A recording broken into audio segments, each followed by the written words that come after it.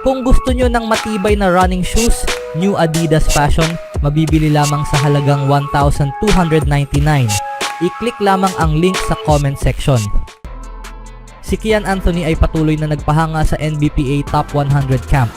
Ang anak ng NBA legend na si Carmelo Anthony ay nagtala ng 35 points laban sa mga nangungunang high school players ng bansa. Kasama sa mga kalaban ay si Abdul Aziz Olajuwon, anak ng dating Houston Rockets star na si Hakeem Olajuwon. Pinangunahan ni Anthony ang lahat ng scorers sa pamamagitan sa 15 for 39 shooting sa loob ng 37 minutes sa court.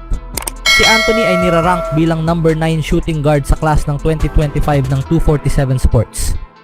Nirarank ng 247 Sports si Anthony bilang isang 4-star prospect at inilalagay siya sa number 57 overall sa class.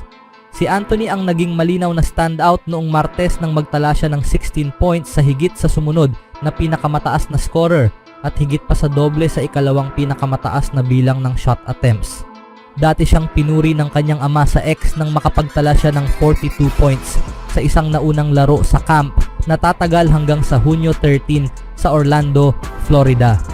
Kamakailan lamang ay nakatanggap si Anthony ng mga offer mula sa Ohio State at Arizona State ayon sa 247 Sports. Siya rin ay nire-recruit ng alma mater ng kanyang ama sa Syracuse. Ang standout mula sa Long Island Lutheran sa Glen Head, New York ay dati nang nakatanggap ng mga offer mula sa mga programa tulad ng Illinois, Indiana, Maryland, Michigan at Tennessee ayon sa 247 Sports. Sinabi niya kay Joe Tipton ng On3 noong nakaraang linggo na balak niyang bumisita sa Auburn, Ohio State at Indiana ngayong summer.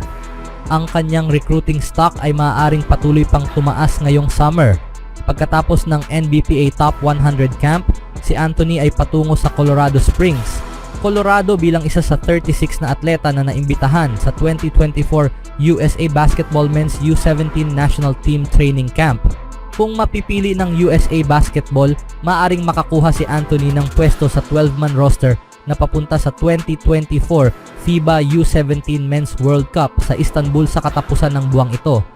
Dahil sa nangyari, hindi maiiwasan na maikumpara ito sa panganay na anak ni LeBron na si Bronny James na sasali sa draft ngayong taon. Ano sa tingin nyo mga kaibigan? Sa ibang balita naman mga kaibigan, habang papalapit ang Dallas Mavericks sa Game 3 ng NBA Finals, sila ay nahaharap sa 2-0 series deficit laban sa Boston Celtics. Ang susunod na dalawang laro ay gaganapin sa American Airlines Center at ang pagkatalo sa alinman sa mga ito ay magbibigay sa Celtics ng komportabling posisyon upang masiguro ang kanilang ika-18 championship. Nagmula ang Mavericks sa isang 105-89 na pagkatalo sa Game 2 sa kabila sa magandang laro ni Luka Doncic na nagtapos na may 32 points, 11 rebounds at 11 assists. Bagamat naging problema ang pagpigil sa mabilisang pag-atake ng kalaban, nagkaroon din sila ng 15 turnovers, na miss ang 8 free throws, mahina ang perimeter shooting ng mga role players, at si Kyrie Irving ay muling nalimit ng below 20 points. Yeah, well, it started with me. Just telling my hermano, I got to play better for him, alongside him. In order for us to, accomplish our goal, we both have to be playing well, and we both have to be doing the little things and doing whatever it takes to win. So, it's my fault, taking accountability for not playing particularly well. Have fun in the process. We've gotten this far because we've been a great team, not because we've just put it on me and Luka. It's been a total team effort, total organizational effort to get thus far. So we just got to keep trusting in that. So pretty simple conversation. Sa Game 2, bukod kay Doncic na nagtala ng 4 of 9, 44.4% mula sa perimeter, ang Mavericks ay nakapagtala lamang ng 2 of 17 na may 11.8%. Sa serye, ang Slovenian superstar ay nakapag-shoot ng 8 sa 21 na may 38.1% sa long range, habang ang kanyang mga kasamahan ay may kabuang 5 of 32 na may 15.6%. At si Irving ay nag-shoot sa lahat ng 8 attempt. Kailangan naming makashoot. Kailangan naming mag-shoot ng mga free throws at bawasan ang turnovers, sabi ni Doncic. Ang tatlong bagay na iyon ang susi para manalo. Sa unang kalahati ng laro, nanguna si Doncic sa scoring na may 26 sa kanyang 32 points bago naging mas agresibo ang Celtics sa pagdepensa sa kanya. Tinanong siya kung ano ang dapat gawin pagkatapos ng halftime upang ma-involved ang kanyang mga kasamahan sa laro, ngunit binigyang diin niya ang pangangailangan na makashoot, limitahan ang turnovers at mag-shoot ng free throws. Oo, halatang hindi gumana dahil natalo kami, sabi ni Doncic. Ngunit sa pagtatapos ng araw, kailangan naming makashoot ng mas marami. Sa tingin ko, ang mga turnovers ko at mga na-miss kong free throws ang nagpatalo sa amin. Kaya kailangan kong mas pagbutihin ang dalawang kategoryang iyon. Ngunit sa pagtatapos ng araw, kailangan naming makashoot para manalo.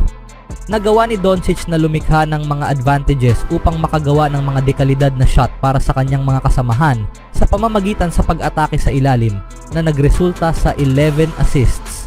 Ito ay isang malaking improvement mula sa Game 1 na nagkaroon siya ng isang assist lamang. Pakiramdam ng Slovenian superstar na na-force niya ang Boston na nangangailangan ng mas maraming tulong sa pagdepensa matapos subukang depensahan siya ng one-on-one. Sa tingin ko, pisikal sila, oo. Ngunit sinusubukan nilang magdepensa ng one-on-one, sabi ni Doncic. Sa tingin ko ngayong araw, nag-iisip sila mula na subukan ang mas maraming tulong. Nagawa kong lumikha ng mga open SHPTs para sa mga kasamahan ko. Ngunit sila ay pisikal. Napaka-pisikal nila. Hinayaan namin silang maging pisikal, kaya sila ay napakahusay sa depensa. Nagawa kong lumikha ng mga open shots para sa mga kasamahan ko. Marami ang nagsasabi tungkol sa home court advantage, ngunit binigyang diin ni Doncic na kahit saan man gagawin ang laban, kailangan nilang pagbutihin ang kanilang laro sa mahahalagang aspeto. Mag-score ng mas maraming puntos. Ngunit sa pagtatapos ng araw, basketball lang ito sa daan o bahay, sabi niya. Kailangan lang naming maglaro ng mas mahusay na basketball para manalo. Ngunit ang isa sa dahilan para manalo ang isang team ay kung paano sila nagtatrabaho sa depensa, na kung saan ito ang nag-viral ngayon kay Doncic. JJ, what was the key as they go down low to Holiday, look to Brown. Jaylen Brown goes right past Doncic and Holiday, nice move again. And Tatum gets past Doncic, gets to Durant, banks it. Jones on Brown. Brown gets inside, stops and banks it. First, elite, athletic, understanding timing. Tatum gets in the lane, layup off the glass. Holiday to Horford. Holiday a three. Bang! Ang Mavericks ay nahaharap sa isang malaking hamon na makabawi sa serye laban sa isang napakahusay na Celtics na may maraming opensa at matinding depensa. Pakiramdam ni Doncic na ang depensa ng kanyang team ay epektibong napigilan ang 3-point line dahil ang Celtics ay nakuha ang 10 of 39 sa 25.6% sa long range. Kaya sila ang number 1 team sa NBA na may number 1 record, sabi ni Doncic. Marami silang magagaling na players. Basically, kahit sino sa kanila ay maaaring magpakitang gilas. Sa totoo lang, sa tingin ko hindi namin ginawa ang masamang depensa ngayon. Tinanggal namin ang threes. Kinontest namin ang mas maraming threes. At gaya sa sinabi ko, nagkaroon ako ng masyadong maraming turnovers at nag-miss kami ng maraming free throws. Kaya sa tingin ko yun ang nagpatalo sa amin. Matapos mag-charge sa Game 1 ng NBA Finals, siya ay na-diagnose na may thoracic contusion bukod sa kasalukuyang iniinda na right knee sprain at left ankle soreness. Nang tanungin kung may tunay na pagkakataon na hindi siya maglalaro matapos siyang ma-downgraded sa questionable, sinabi ni Doncic na mayroon. Sa totoo lang, palagi kong gustong maglaro, kaya buong araw gumawa kami ng maraming hakbang para maging handa sa laro, sabi niya. Kakailanganin ng Mavericks si Doncic na patuloy na maglaro sa mataas na antas sa kabila sa kanyang mga injury, ngunit natural na kailangan din nilang pagbutihin ang opensa sa kanyang mga kasamahan upang makabalik sa serye.